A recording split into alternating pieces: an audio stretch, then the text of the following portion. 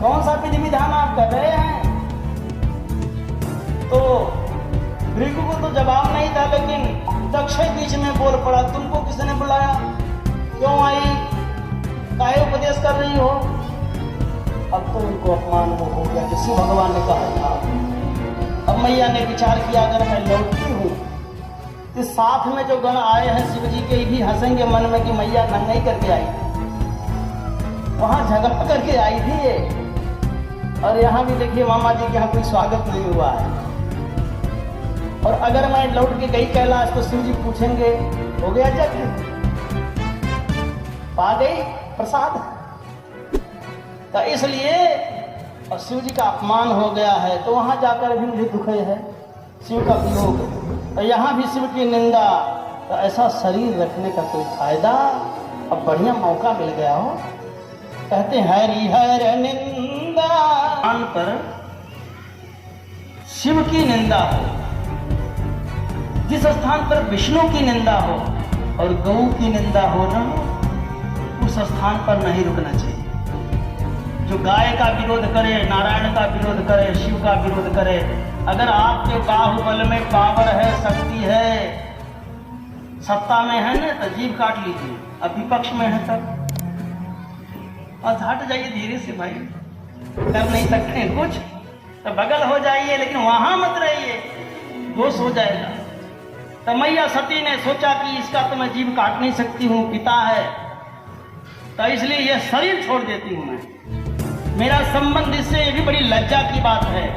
अरे मेरा पिता दक्ष शिव का अपमान करता है और वो शक्र दक्ष शक्र संभव यह देही की भावना किया और संपूर्ण शरीर को योगाग्नि में भस्म किया। और सब ऋषि मुनि हाय हाय करने लगे, अरे ये तो गजब हो गया, अनर्थ हो गया, यह यज्ञ नष्ट हो गया। अरे बेटी ने स्वयं को नष्ट कर दिया, अपना शरीर जला दिया यज्ञ में, यज्ञ जो है पूर्ण नहीं हुआ, विघ्न हो गया। हाय हाय सब करने लगे, जहां तहां कुछ लोग गाली देने लगे, दक्ष को गालने लगे, करे अपनी बिटिया का सम्मान नहीं किया। ऐसा नहीं, बेटी के और भांजे के आने से यज्ञ पूर्ण माना जाता है। और एक ऐसा दक्ष है कि अपने अभिमान में आकर के इसने अपने बेटी का अभिमान कर दिया, उसका अपमान करके नष्ट कर दिया जाए। और अब जो है दक्ष के यज्ञ में शिव गणों ने देखा कि मेरी मैया जल गई, और सब गण लोग उपद्रव करने लगे, हल्ला गुल्ला चिल्लाने लगे, अब मार की पुतारू हो गए। अभी जो देखो भृगु महाराज को, अब भृगु जो ये चाहिए था कि धीरे से अपना रास्ता नापते, लेकिन वहां भी पंडित बाबा को अभिमान, ज्ञान का अभिमान हो। अरे धन के अभिमान से बड़ा होता है सत्ता का अभिमान, और सत्ता के अभिमान से भी बड़ा होता है ज्ञान वाला, तो और तगड़ा है। इसलिए ज्ञानी नहीं तरते, भगत तरते, ज्ञानी ब्रह्म राक्षस होते मर करके। इसलिए कभी ज्ञान मिल जाए तो ठाकुर जी की कृपा मानिए और उसको भक्ति मिलेगा, क्योंकि सोहन उन्होंने अपनी दाढ़ी से एक बाल निकाला और तंत्र वाला प्रयोग किया, और तंत्र का एक मंत्र पढ़ा और वेदी पर पटका और विचार क्रिया किया, अपने बाल का हवन कर दिया, और तुरंत ही यज्ञ वेदी से 5000 पीएसी वाले निकल गए, स्पेशल क्लास कमांडो लोहा का डंडा ले लेकर के प्रकट हो गए, रिभुगण 5000, और शिव गणों को मार लाठी चार्ज हो गया, मार मार करके एकदम होलिया बिगाड़ दिया। और शिव गण मरने वाले तो है नहीं, किसी का हाथ टूट गया, किसी का मुंह फट गया, किसी का सर टूट गया, किसी का दांत हिल गया, लपियाए गए बहुत बेचारे। और नंदी जी के खूब धुलाई गई तबीयत से, कुछ भागे, और भाग करके कहाँ गए हो? कैलाश। अब भोले बाबा देख रहे हैं अपने सेवकों को सब पीटे हुए आ रहे हैं, कहा हो मुंह कहीं खुल गया, कहीं गिर गए? नहीं महाराज, बड़ी मार पड़ी है। कहाँ मार खाए? मामा के यहाँ गए थे। मामा के यहाँ मार खाने गए थे? एक दिन गए थे ना बारात, देखो गुलाब जामुन मिले, गए थे बारात में, पानी बरसने लगा। अब बाराती जब जहाँ पानी बरसने लगे समझ लीजिए कैसा होता है। भगे बाबा को बताया कि क्या हुआ है, और नंदी जी तो फंसे हैं वहाँ, पिटाई हो रही है। अच्छा कौन करा रहा है ऐसा? बताया भृगु जी महाराज को। शिव जी ने कहा क्या किया भृगु जी ने? कहा महाराज उन्होंने वो बाल उखाड़ा है, कुछ प्रयोग किया है। अच्छा अच्छा, तो बाल की भी ताकत देखा, मेरे बाल की ताकत देख लेंगे। और शिव जी ने भी अपने सिर से बाल उखाड़ा, एक जटा उखड़ गई उनके सिर से, और उसको हिमालय पर पटका जो बड़े जोर की आवाज हुई, पर्वत फट गया। वो खैबर का दर्रा बन गया जी, हिमालय पहाड़ फट गया है, 3 किलोमीटर चौड़ाई में फट गया है। चीन से भारत से आना जाना होता उसी रास्ते।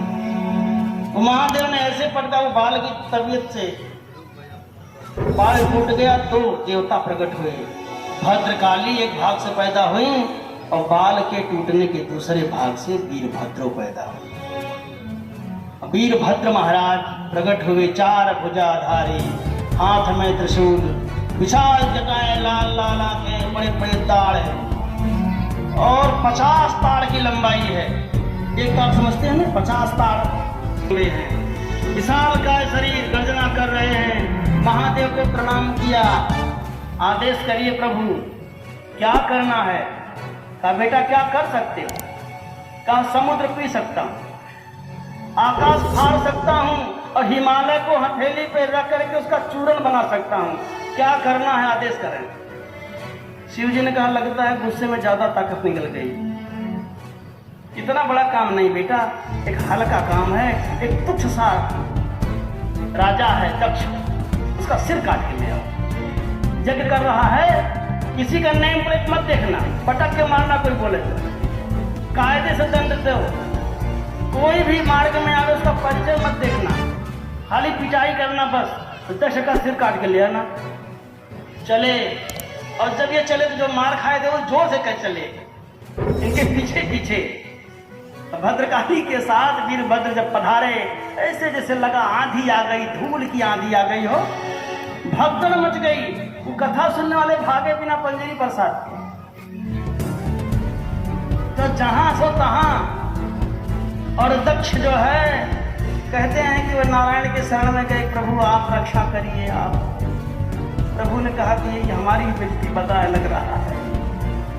रामचरित मानस में तो गोसाई जी ने इजमान विष्णु को वीरभद्र ने बांध लिया, एक पेड़ में बांध दिया उनको कि आप कायदे से खड़े रहिए, फालतू बात न करिए। और इसके बाद मंडप में प्रवेश किया, मंडप को उखाड़ के फेंक दिया, और उसका अग्नि को जो है नष्ट कर दिया, कलश फोड़ डाले। अब भृगु जी अरे अरे क्या करते हो, पकड़ के दाढ़ी उखाड़ लिया। यही दाढ़ी से निकालते हो जवान, दाढ़ी चेक करता हूँ तुम्हारी आज। लगे चिल्लाने, अरे हमको मारे तो गाय को मारे, तो भाई भगवान की छोड़ दीजिए, अब कभी पंडिताई नहीं करूंगा इसके यहाँ करके। भग देवता जो थे ना, एक शिवगण ने बताया कि महाराज ये भग देवता है, ये जब सती मैया जल रही थी ये हंस रहा था नालायक, वो पकड़े और एक फाइट मारे तो दांत भीतर चला गया, भग देवता का दांत टूट गया।